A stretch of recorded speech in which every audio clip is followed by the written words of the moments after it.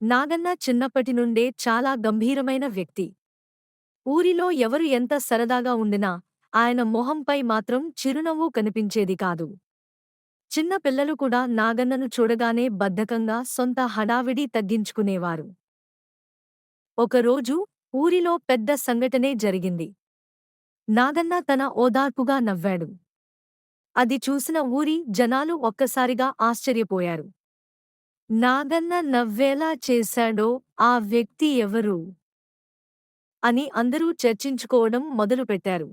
అయితే అసలు కథేంటంటే, గ్రామంలోని చిన్న పిల్లలు బల్లె ముగ్గులో ఆటలాడుతూ ఒక చిన్నపాటి నాటకం వేయడం మొదలుపెట్టారు. అందులో ఒక చిన్నారి నాగన్నను హేళన చేస్తూ, "నా పేరు నాగన్న.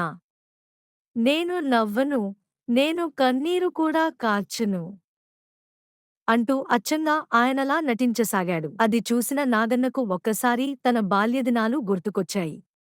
చిన్నప్పుడు తన అత్తయ్య నవ్విస్తూ చెప్పిన "నవ్వు అంటే మందు లాంటి ఒక మంచి ఓషధం" అనే మాట గుర్తొచ్చింది. ఇన్నేళ్ల తరువాత నాగన్న నిజంగా నవ్వాడు.